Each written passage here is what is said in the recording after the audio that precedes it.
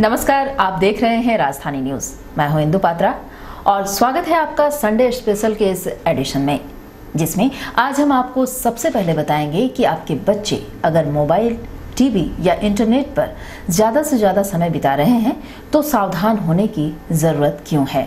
साथ ही आपको मिलवाएंगे एक ऐसे शख्स से जो अपने वेतन से पर्यावरण संरक्षण व स्वच्छता के क्षेत्र में अहम भूमिका निभा रहे हैं। तो आइए सबसे पहले आपको लिए चलते हैं नेत्र रोग विशेषज्ञ डॉक्टर विवेक केडिया जी के पास, जो हमें बताएंगे कि हम अपनी आंखों को सुरक्षित कैसे रख सकते हैं। दर्शकों, आज की भागदौड़ भरी जिंदगी में हम अपनी आंखों का ख्याल कैसे रख सकते हैं, इस विषय पर आज हम बात करने के लिए मौजूद हैं नेत्र रोग विशेषज्ञ डॉक्टर विवेक केडिया जी के पास, और इनसे हम जानेंगे कि आज वर्तमान समय में आंखों में किस तरह की बीमारियां हो रही हैं। वैसे ये आप भी जानते हैं कि आज वर्तमान समय में बच्चे जो हैं मोबाइल के कारण उनकी आंखों में बहुत सारी समस्याएं हो रही हैं, उन्हें इसके कारण पढ़ने में भी काफ़ी परेशानी होती है। तो इन सब विषयों पर हम बात करेंगे डॉक्टर विवेक केडिया जी से। डॉक्टर साहब नमस्कार। डॉक्टर साहब, आप आज वर्तमान समय में बच्चों में जो बीमारियां हो रही हैं आंखों में, उस विषय पर आप हमारे दर्शकों को बताएं। बच्चों में आंखों की बीमारियां तो निरंतर बढ़ती ही जा रही हैं। इसका एक बहुत आज के समय में एक बहुत बड़ा कारण है मोबाइल फ़ोन। जब हम छोटे थे हमारे माँ बाप बोलते थे कि टीवी मत देखो, टीवी से आंखें खराब हो जाती हैं, बट अब ऐसा हो रहा है कि एक्चुअली टीवी से, जो हमने भी पढ़कर सीखा कि टीवी से आंखें खराब नहीं होती, अब सबसे ज़्यादा घातक है मोबाइल फ़ोन, जिसको कि बच्चे दिन रात लेकर बैठे रहते हैं। स्कूल से आते हैं तो भी मोबाइल चाहिए, खाने खाते वक्त मोबाइल चाहिए, कई बच्चे तो पढ़ते भी मोबाइल पर हैं, जैसे कई ऐप्स आ गए उससे। तो ये जो मोबाइल है ये आँखों पर काफ़ी ज़्यादा दुष्प्रभाव डालता है, क्योंकि इसमें फोकल लेंथ चेंज हो जाता है। बच्चे ज़रूरत से ज़्यादा फोकस कर रहे हैं, जो कि उस उम्र में नहीं करना होता है। हमारी आँखें भगवान ने ऐसी बनाई हैं कि हम 6 वर्ष की उम्र तक बहुत ज़्यादा पास का काम ना करें, लेकिन हमारी जो शिक्षा प्रणाली हो गई है, जो ये मोबाइल फ़ोन हो गया है, जिसमें 2-2 साल के बच्चे भी बैठकर मोबाइल में गेम्स खेलते हैं या गाने देखते हैं, तो इसके कारण वो ज़रूरत से ज़्यादा और समय से पहले अपनी आँखों पर वो जोर डाल रहे हैं। और कहीं ना कहीं ये एक बहुत इम्पोर्टेंट कारण है कि क्यों बच्चों में निरंतर हम देख रहे हैं कि पावर का इश्यूज बढ़ रहा है। और ज़रूरी नहीं है कि सिर्फ पावर का ही इशू हो। ऐसा नहीं है कि अगर बच्चा मोबाइल में बहुत टाइम स्पेंड करता है तो उसको चश्मा ही लग जाएगा। कई चीज़ें होती हैं जिसको कि पेरेंट्स काफ़ी हद तक नज़रअंदाज करते हैं, जैसे कि बच्चे का स्कूल परफॉर्मेंस। ये बोलने को वो बात हो जाती है कि टीचर्स बोलते हैं कि ध्यान नहीं देता है, पेरेंट्स को लगता है कि बच्चा ध्यान नहीं देता स्कूल में, बट कहीं ना कहीं उसकी वो फोकसिंग एबिलिटी खराब हो चुकी है, जिसके कारण कि जब वो बोर्ड देख रहा है और फिर जब वो किताब पे लिखना है, कॉपी करना है, फॉलो करना है कि टीचर क्या लिख रही है, वो चीज़ बच्चे एडिक्वेट स्पीड में नहीं कर पाते। उनके मसल्स इतनी थकी हुई रहती हैं कि वो काम नहीं कर पाती, एंड इवेंचुअली वो फिर उनका परफॉर्मेंस हैम्पर होने लगता है, मार्क्स कम आने लगते हैं। तो वही साइकिल चालू होती है कि तुम पढ़ता नहीं है, ध्यान नहीं देते हो, इसलिए मार्क्स खराब आ रहे हैं, बट प्रॉब्लम कहीं और है। तो इसके लिए क्या करें, मतलब आप क्या सुझाव देंगे? इसके लिए काफ़ी कुछ करना होता है। हम बच्चों से तो नहीं एक्सपेक्ट कर सकते हैं कि वो समझे। हमारे पास पेरेंट्स आते हैं, कई मेरे पास आते हैं जो यही कंप्लेंट देते हैं कि मेरा बच्चा मोबाइल फ़ोन छोड़ता नहीं है। मेरा उनके साथ एक ही सवाल होता है कि क्या आप छोड़ते हैं मोबाइल को? आप कितनी देर के लिए अपना स्मार्टफोन छोड़ते हैं? तो कहीं ना कहीं बच्चों को ब्लेम करने या डांटने से पहले हम पेरेंट्स को ये चीज़ समझना होगा कि we are role models for them. तो हम अगर मोबाइल फ़ोन का यूजेज कम करें, हम उनको ये शो करें कि हम मोबाइल हर वक्त व्हाट्सएप या फेसबुक नहीं करते हैं, तो बच्चे भी प्रोत्साहित नहीं होंगे करने के लिए। Secondly, other than that, obviously बच्चों में हमें वो जागरूकता लानी होगी कि बेटा ये चीज़ नुकसान करेगा आपको, आंखों को, तो इस पर ज़्यादा टाइम स्पेंड मत करिए। एंड हमें थोड़ा ध्यान रखना होता है कि बच्चे चिड़चिड़ापन अगर जो आ रहा है, या स्कूल में जो कंप्लेंट आ रही है, बहुत ज़्यादा थकान होता है बच्चों में। कई बच्चों में हो रहा है कि उनको नींद की कमी हो जाती है, रात में 1-1 बजे तक सो नहीं रहे, क्योंकि वो एंग्जाइटी अंदर डेवलप हो जाती है बच्चों में। वो बहुत ज़्यादा एंग्शियस रहते हैं, हर वक्त बेचैन रहते हैं, उस बेचैनी के कारण नींद नहीं आती है। तो ये सब प्रॉब्लम कहीं ना कहीं जो आंखों पर स्ट्रेन पड़ रहा है मोबाइल के कारण, उसलिए हो रहा है। तो ये सब चीज़ का पेरेंट्स ध्यान रखें। खान पान बहुत इम्पोर्टेंट है।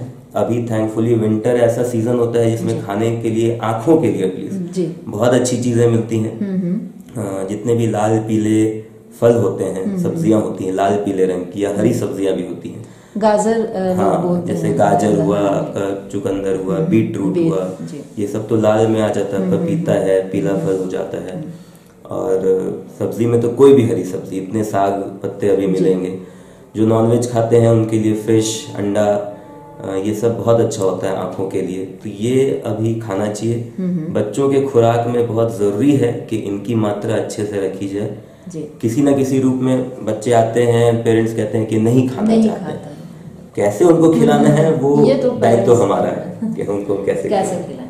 डॉक्टर साहब, ये तो हुई बच्चों की बात। अगर हम बड़ों की बात करें तो आज के समय में मोतियाबिंद एक बहुत बड़ा कारण है, और इसकी वजह से पहले लोग कहते थे कि आफ्टर 40 मोतियाबिंद की शिकायत होती है, लेकिन आज के समय में एज अब कोई मायने नहीं रखता है जी।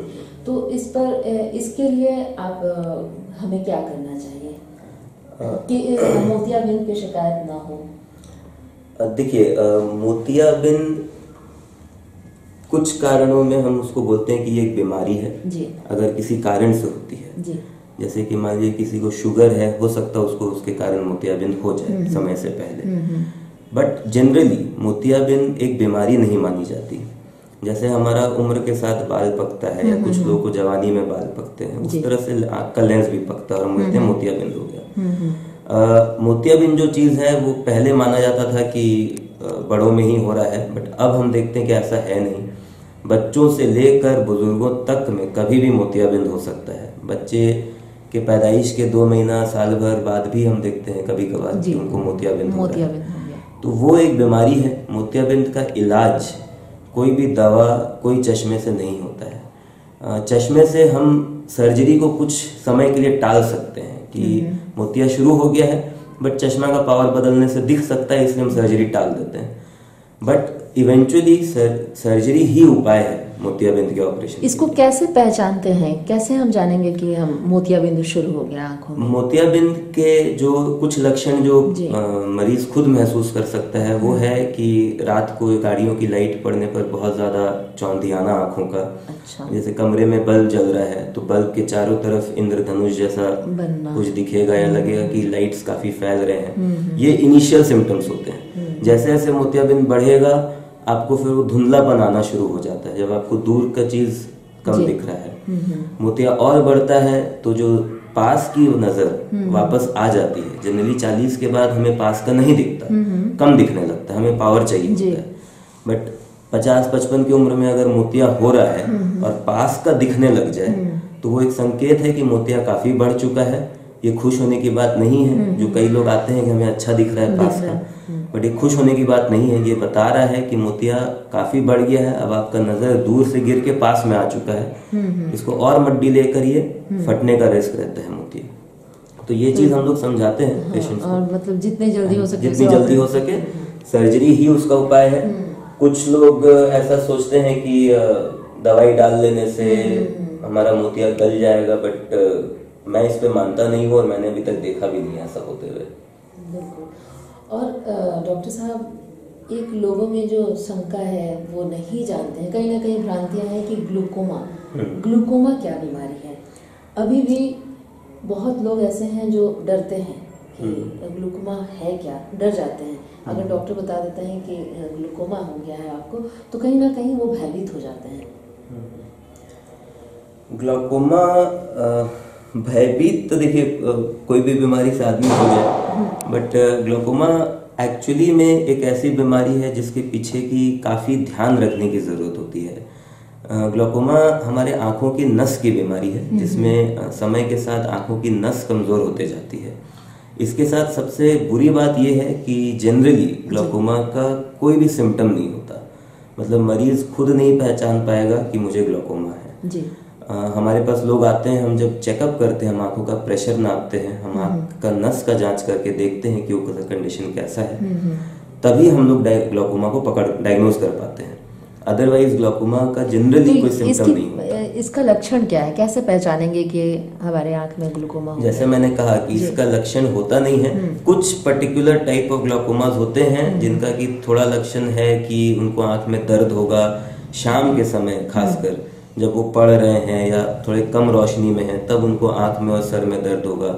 बट ये बहुत ही कम कैटेगरी ऑफ ग्लूकोमा में होता है। ज़्यादातर ग्लूकोमा के मरीजों को सिम्टम्स कुछ मिलते ही नहीं है।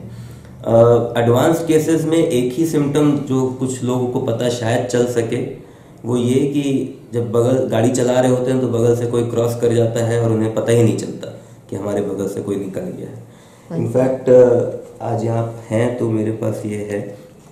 ग्लूकोमा एक ऐसा बीमारी जिसके ऊपर काफ़ी ज़्यादा हम लोग पेशेंट्स को समझाते हैं कि आप अवेयरनेस होनी बहुत ज़रूरी है।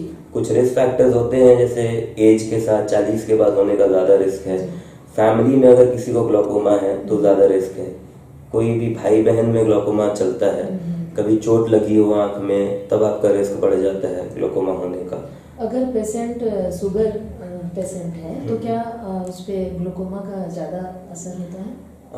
यस, डायबिटिक्स अगर हैं, अभी रिसेंट स्टडीज में ये चीज़ आया है कि अगर आपको शुगर है तब आप में ग्लूकोमा होने का रिस्क नहीं है ज़्यादा। बट अगर आपको साथ में ग्लूकोमा है तो वो ग्लूकोमा का डैमेज ज़्यादा होगा आपकी आंखों में। इसलिए कोई भी जिनको डायबिटीज़ है और साथ में ग्लूकोमा है तो उनको ध्यान रखने की बहुत ज़रूरत है कि उनका आंख का प्रेशर कंट्रोल में रहे। ग्लूकोमा ऐसी बीमारी है जिसे हम क्योर नहीं कर सकते, हम उसे सिर्फ कंट्रोल कर सकते हैं, और वो कंट्रोल सिर्फ और सिर्फ दवा से होगा।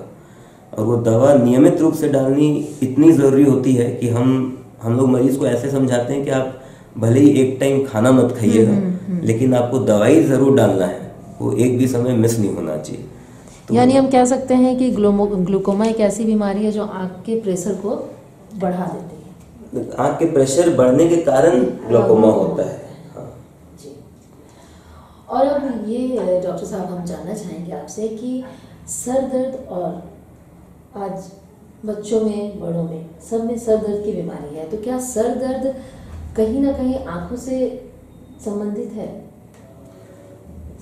सर दर्द कई कारणों से संबंधित होती है। रही बात आंखों की, तो ऑलमोस्ट आज के ज़माने में 90% लोग जिनको कि सिर्फ हेडेक है, कहीं ना कहीं उनमें कुछ आंख से ही रिलेटेड प्रॉब्लम होता है। प्रॉब्लम इसलिए क्योंकि हमारा लाइफस्टाइल ऐसा हो गया है, we are not taking enough rest. हम आराम उतना नहीं करते, आराम एज इन अपनी आँखों को उतना आराम नहीं देते जितनी ज़रूरत है। और हमारा खान पान बदल गया है, हमारा लाइफस्टाइल बदल गया है। We are spending lot of time on gadgets, हम बहुत ज़्यादा टाइम मोबाइल कंप्यूटर इस पर बिताते हैं। तो कई बार कारण ये नहीं होता कि हमारे आँख कमज़ोर हैं या पावर नहीं है, बट हमारा लाइफस्टाइल ऐसा है जिसके कारण कि आँखों पर बहुत ज़्यादा जोर पड़ता है और इवेंचुअली हेडेक होने लगता है। तो हमारे पास पेशेंट्स आते हैं सर दर्द लेके, तो सबसे पहले हम उनका पावर ही हम लोग चेक करते हैं, देख लेते हैं कि पावर तो कुछ नहीं है। अगर है, जो कि बहुत ज़्यादा कंप्यूटर मोबाइल के यूज़ से भी आ सकता है, तब उन्हें चश्मा पहनने की नसीहत दी जाती है। थोड़ा सा उन्हें कहा जाता है कि आप अच्छा खाइए पीजिए, तंदुरुस्त रहिए, आराम बढ़िया से कीजिए। 8 घंटे की नींद बहुत ज़रूरी है, 8 घंटे की नींद बहुत ज़रूरी है। लेकिन डॉक्टर साहब, ये तो आप भी जानते हैं कि आज जिस तरह की ज़िंदगी हम जी रहे हैं उसमें 8 घंटे की नींद पूरा करना बहुत मुश्किल है। तो ऐसे में आप हमारे दर्शकों को क्या सुझाव देंगे? हमारे पास आइए, हम दवाई लिख के देंगे सोने के लिए।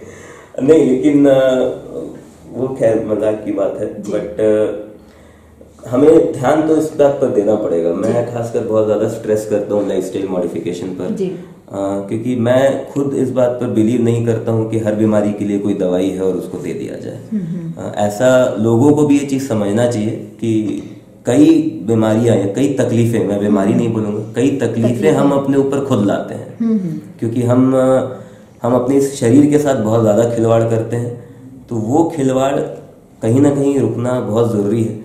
और मैं समझता हूँ कि जितने भी दर्शक आज देख रहे होंगे इस प्रोग्राम को, सब समझदार हैं, सब इस चीज़ को खुद एनालाइज कर सकते हैं कि वो कहाँ गलती कर रहे हैं अपनी दिनचर्या में। आप अगर उसको भी कंट्रोल में कर लेंगे तो आधी से ज़्यादा तकलीफें आपकी खत्म हो जाएंगी। जी, डॉक्टर साहब, आखिर में हम आपसे ये पूछना चाहेंगे कि क्या कुछ ऐसे घरेलू नुस्खे भी हैं जिससे हम अपनी आंखों को स्वस्थ रख सकें? घरेलू नुस्खे हैं, कई लोग करते नहीं हैं। आज जो देख रहे हैं वो करें तो बहुत अच्छी बात है। घरेलू नुस्खों में ये है कि आप जब सुबह उठते हैं तब ज़रूर से मुंह में थोड़ा पानी भर के, साफ पीने का पानी, उसको हाथ में लेकर आंखों को धोइए। इसे छींटा मारने से ये भ्रांति है कि पावर कम हो जाता है, बात वो नहीं कि पावर कम हो जाएगा, लेकिन स्ट्रेन बहुत कम हो जाता है आंखों का, फ्रेशनेस आ जाती है आंखों में, तो आपकी जो दिनचर्या है ऑब्वियसली आप रिलैक्स्ड हो जाते हैं। जो धूप पे चलने की बात है, सुबह की ओस पर जो चलने की बात है, वो भी कहीं ना कहीं इसी से रिलेटेड है। हम जब ओस पर चलते हैं खाली पैर, तो वो ब्लड सर्कुलेशन हमारा इम्प्रूव होता है, हम ज़्यादा अलर्ट होते हैं, एंड ऑब्वियसली वो आंखों के लिए फ़ायदा करता है। खान पान ऑब्वियसली जो घरेलू ही चीज़ है उसका ध्यान देना बहुत ज़रूरी है। अभी सीज़न है गाजर बीटरूट का, जमकर खाना चाहिए ये चीज़। और एज मैंने कहा, नींद ये सबसे इम्पोर्टेंट घरेलू नुस्खा है। ढंग से नहीं सोएंगे तब बहुत बीमारियां आपके घर में आएंगी, ये तो है। जी डॉक्टर साहब, आज आपने हमारे दर्शकों को इतनी अच्छी जानकारी दी, इसके लिए आपका बहुत बहुत धन्यवाद। Thank you madam. वर्तमान समय में इस भागदौड़ की जिंदगी में ना ही लोगों को अपने लिए समय है और ना ही इस प्रकृति से अब किसी को सरोकार रहा है। ऐसे में हम ऐसे शख्स की बात कर रहे हैं जो किसी तरह से अपने परिवार का गुजर बसर करते हुए अपनी आमदनी का आधा हिस्सा स्वच्छता, पर्यावरण संरक्षण व लोगों की सेवा में समर्पित कर देते हैं। देखिए इस खास रिपोर्ट में। हम बात कर रहे हैं लौह नगरी जमशेदपुर स्थित जुगसलाई निवासी परमजीत सिंह की। उम्र मात्र 20 वर्ष है, पर कारनामे ऐसे कि लोग इनकी तारीफ करते नहीं थकते। छोटी उम्र से ही परमजीत सिंह ने काफ़ी कुछ संघर्ष कर अपने आप को मजबूत बनाने की पूरी कोशिश की। पिता सरजीत सिंह निजी व्यवसाय के यहाँ पिछले 32 वर्षों से कार्यरत है। माँ कुलदीप कौर शरीर से अस्वस्थ किसी तरह से घर के काम को पूरा कर पाती है। ऐसे में पिता सरजीत सिंह को एक अच्छे स्कूल में अपने पुत्र को पढ़ाने की ताकत नहीं थी, पर फिर भी उन्होंने हिम्मत नहीं हारी और अपने पुत्र परमजीत सिंह के अच्छी तालीम के लिए जुगसलाई स्थित गुरुद्वारे स्कूल में उसका दाखिला कराया और किसी तरह से अपने पुत्र के उज्जवल भविष्य की कामना करते हुए अपने दिनचर्या में लगे रहे। पर उन्हें यह नहीं पता था, जिस पुत्र को एक अच्छे स्कूल में दाखिला दिलाकर वे पढ़ाई के क्षेत्र में उज्जवल भविष्य की कामना कर रहे हैं, उनका पुत्र कुछ ऐसा कर जाएगा जो कि एक आम आदमी के लिए कर पाना मुश्किल ही नहीं, नामुमकिन है।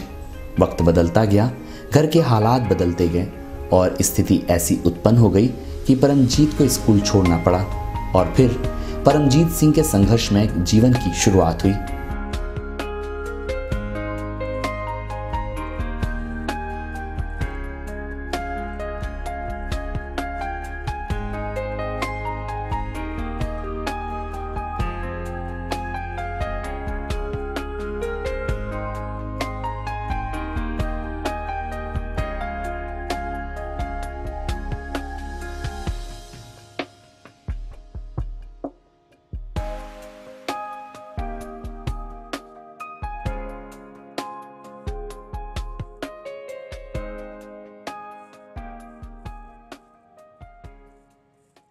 जी, इसने बचपन से ही इसको बहुत से आर्ट का शौक़ था, लेकिन जैसे जैसे बड़ा होते गया इसको समझने लगा कि पर्यावरण से कितने पेड़ सूख रहे हैं, पानी की समस्या हो रही है।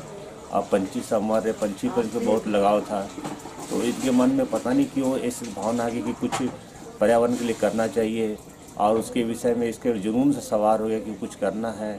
इनको तो प्राइवेट काम करता, रेलवे में 6,000 रुपये पेमेंट मिलता है, तो 3 से 4,000 रुपये पूरा इसके पीछे गमले लेता है, पेंट करता है, कलर लाता है और उसको सजाने की कोशिश करता है। पूरे मोहल्ले में हर चौराहे पर मोहल्ले के लगाया है गमले को और लोगों को जागरूक करता है कि आप लोग पेड़ लगाएं, पानी दीजिए, इसको बचाएं, इससे पंछी बचेंगे, पेड़ बचेगा, पानी की समस्या दूर होगी।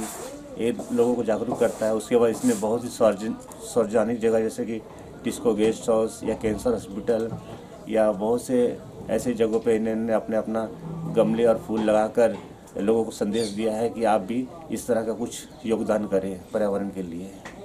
पढ़ने में ठीक था, पढ़ने के अलावा इसका बहुत सा ध्यान इसी तरफ भी था, लेकिन घर की आर्थिक स्थिति कमज़ोर होने के कारण आगे नहीं पढ़ पाया और इसने जुगसलाई गुरुद्वारा स्कूल में 7वीं की कक्षा पास की है।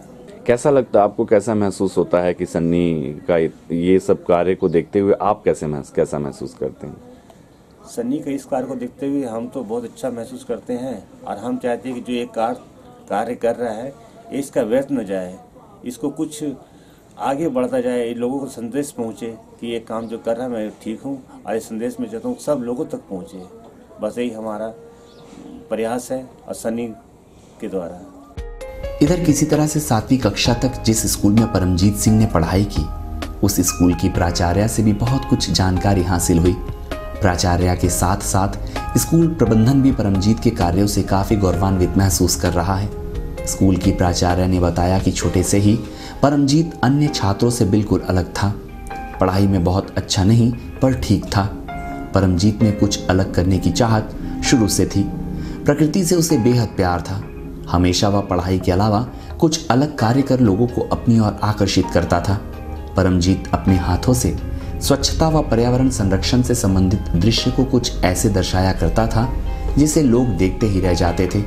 उन्होंने बताया, आर्थिक संकट के कारण उसकी पढ़ाई पूरी नहीं हो पाई, जिसे कभी परमजीत ने जाहिर होने नहीं दिया और अंततः स्कूल उसने छोड़ दिया।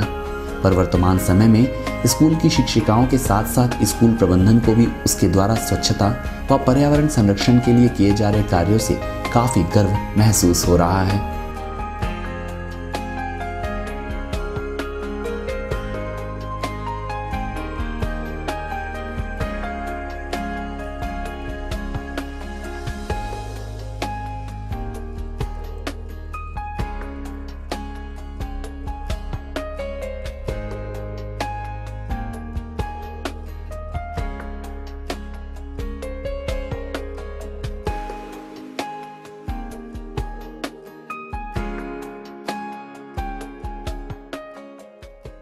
स्टैंडर्ड 7 में वो पढ़ता था। वो था कि बहुत ही अच्छा स्टूडेंट था, बहुत ही नेचर में भी बहुत अच्छा था।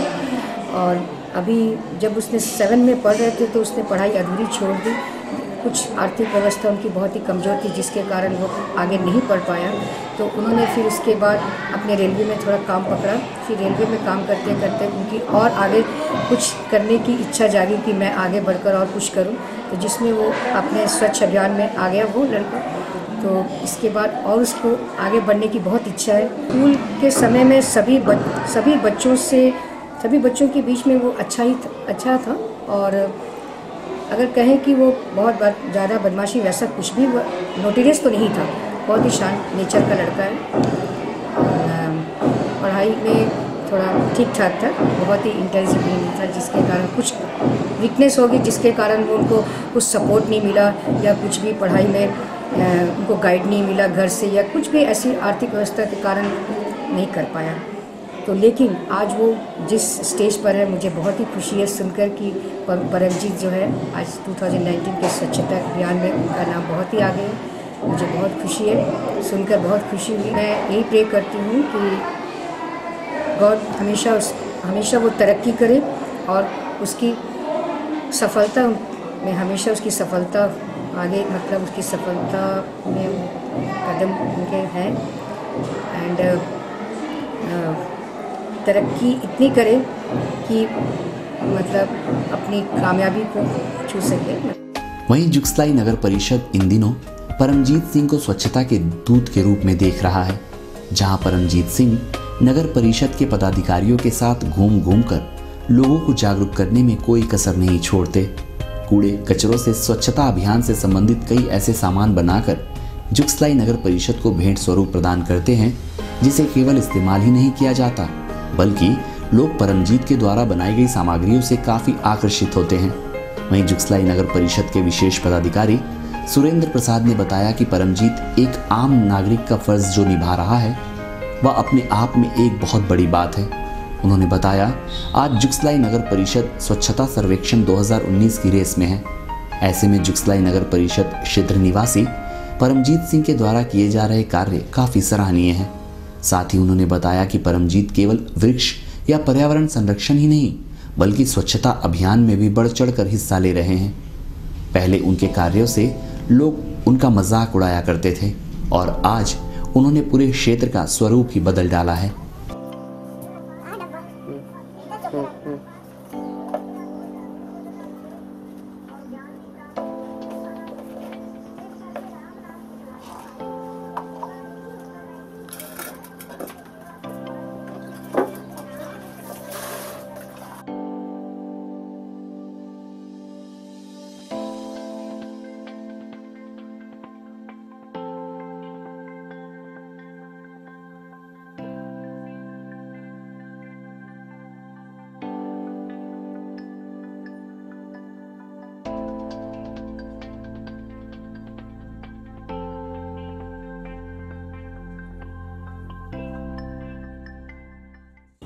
परमजीत सिंह जो है हमारे सफ़ीगंज मोहल्ला जुगसलाई जो कि जुगसलाई नगर परिषद में है, वो है जो कि स्वच्छता के बारे में लोगों को जागरूक कर रहा है। और सबसे बड़ी बात है कि वो रेलवे के ठेका मजदूर है और उनकी आय जो है मात्र 6,000 रुपये है। उसी में से पैसे आधे पैसे वो स्वच्छता के रूप में जो स्वच्छता संदेश को फैलाने में लगा देते हैं। उनका सबसे काम है कि वो पेंटिंग कर करके स्वच्छता के संबंध में वो अच्छा सा अच्छा पेंटिंग लोगों को जागरूक कर रहे हैं। दूसरा बात है कि जो भी हमारे जो सूखा कचरा प्लास्टिक बोतल और ये से उनसे अच्छा सोफ़ा बनाना, गमला बनाना, डस्टबिन बनाना, इस तरह का काम करके लोगों को प्रेरित कर रहे हैं। खास करके वो अपने मोहल्ले में सभी जगहों पर वॉल पेंटिंग उन्होंने कर करके स्वच्छता संदेश देने का काम किया है और वो इसमें बहुत ही प्रयासरत है। वो एक तरह से हमारे लिए बहुत एसेट है और वो हम समझते हैं कि वो स्वच्छता दूत है जो कि हम जुगसलाई नगर परिषद के लिए बहुत ही अच्छा काम कर रहा है। उनके द्वारा जो है स्वच्छता के अलावा भी उनके द्वारा बहुत सारा पर्यावरण पर भी वो काम कर रहे हैं। अपने मोहल्ले में उन्होंने बहुत सारे पौधे लगाए हैं और लोगों को भी जागरूक कर रहे हैं। उनके द्वारा जो प्लास्टिक है उसको रीयूज कर करके उनके द्वारा डस्टबिन बनाया गया है, गमला बनाया जा रहा है। इस तरह से वो इस स्वच्छता के बारे में लोगों को काफ़ी संदेश दे रहे हैं। अभी तक हमने बात किया परमजीत सिंह के परिवार की, उसके प्रारंभिक शिक्षा की और उसके द्वारा किए जा रहे कार्यों की। जब हमने परमजीत सिंह से इस संबंध में बात करने की कोशिश की तो जाना उनकी सोच हमारी सोच से बिल्कुल ही अलग है। इस छोटी सी उम्र में अब तक उन्होंने 4,000 से 5,000 वृक्ष लगाया है। इस भागदौड़ की जिंदगी में हम अपने भौतिक सुख के लिए पर्यावरण को पूरी तरह से नुकसान पहुंचा रहे हैं। ना ही हम अपने भविष्य की सोच रहे हैं और ना ही वर्तमान समय में आ रही परेशानियों से हमें कोई मतलब है। ऐसे में परमजीत सिंह का कहना है कि आने वाला कल ऐसा होगा जब एक पक्षी का दिखना भी मुश्किल हो जाएगा।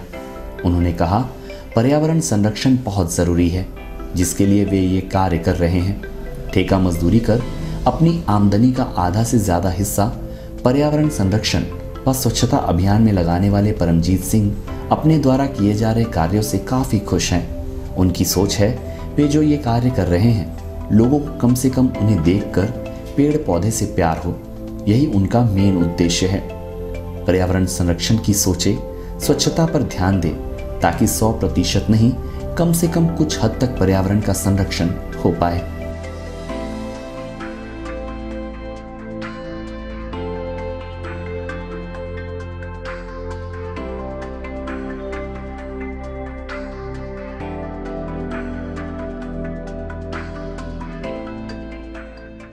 मेरा नाम परमजीत सिंह है। मैं सफ़ीगंज मोहल्ला का निवासी हूँ।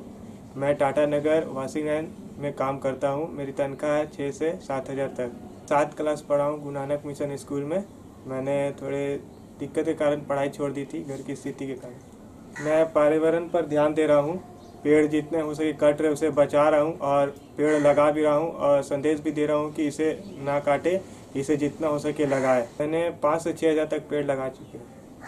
अपने पेमेंट से 3 से 4,000 रुपये निकाल लेता हूँ। उसे नर्सरी से जाके गमले लाता हूँ और जैसे प्लास्टिक जैसे स्क्रैप प्लास्टिक खरीद लेता हूँ, उसे पेंट करता हूँ, फिर उसमें आकार देता हूँ सुंदर सुंदर, फिर उसमें पेड़ लगा के संदेश देता हूँ हर जगह रख के और आदमी को संदेश देता हूँ कि इसे ना काटे। मैंने यही कारण पूरा मैं जितना हो सके अपने तरफ से सहयोग करता हूँ।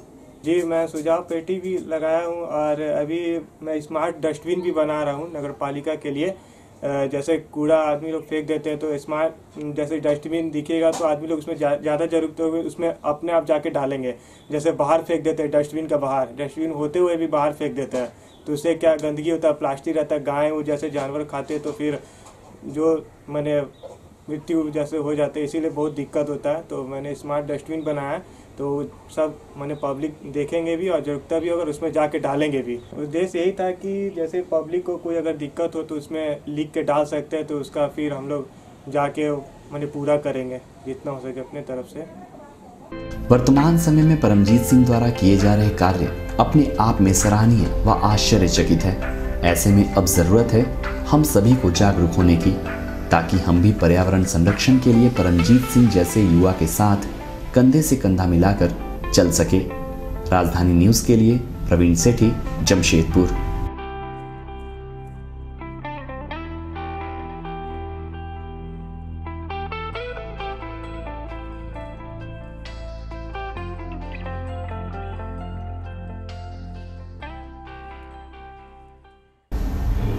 जमशेदपुर में टाटा स्टील द्वारा साल के आखिरी महीने में कार्निवल की शुरुआत की गई, जहां देश की संस्कृति लोगों को देखने को मिली। वहीं वेस्टर्न धूम पर कॉर्पोरेट जगत के लोग थिरकते नजर आ रहे थे। यहां लोगों की भारी भीड़ उमड़ पड़ी थी।